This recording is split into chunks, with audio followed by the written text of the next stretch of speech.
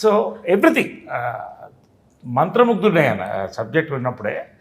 కానీ దాన్ని ఇలాగే తీస్తే బాగుంటుందన్న, ఇలాగే తీయగలిగితే ఇంకా ఇంత కొట్టే సినిమా లేదన్న.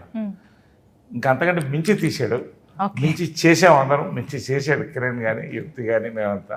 ఈ సినిమాలో బ్యూటీ ఏంటంటే షూటింగ్లో నవ్వుతూనే ఉన్నారు అందరు త్రోట్. చాలా తక్కువ సినిమా, చిత్రం పడాలి అలా చూసాం మేము. శ్రీవారి ప్రేమలోకి చూశాను, జంపలగడ్డ బొమ్మకి చూశాను. అంటే నా ఎక్స్పీరియన్స్. అఫ్కోర్స్ సామాజిక కూడా ఇలాగే ఉంది, 100% ఇలాగే ఎంజాయ్ చేస్తూ చేసాం. ఈ సినిమా త్రోట్ నవ్వుతూ లాస్ట్ వెళ్ళిపోతున్నప్పుడు కూడా చిన్న కళ్ళలో నీళ్ళు తిరిగింది నాకు. అయిపోయింది ఆ cinema. That was the feel of the entire film, the unit, the shooting.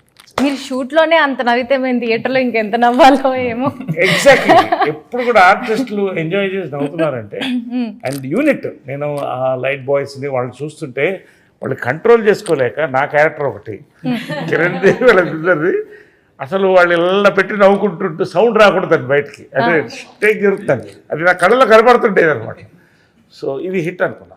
So ఖచ్చితంగా నాకు నిన్న కిరణ్ చెప్పినట్టు ఇది ఎంత పెద్ద హిట్టో తర్వాత పెడదాం. ఇది పండగ సినిమా అమ్మ, అబ్జల్యూట్ పండగ సినిమా. దసరా దీపావళి టైంకి వస్తుంది.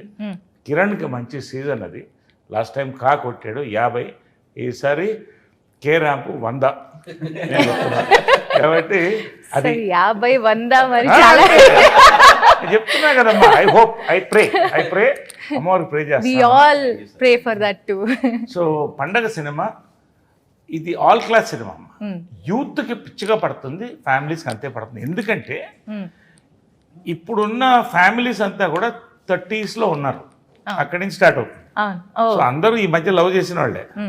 సో ప్రతి వాళ్ళకి క్యాచ్ అయ్యే సినిమా, త్రూఅవుట్ ఎంజాయ్ చేస్తూ బయటకు వచ్చే సినిమా ఇది. సంక్రాంతికి వస్తున్నాం, అది ఎలా సంక్రాంతికి వచ్చిందో దీపావళికి కేరా. వావ్.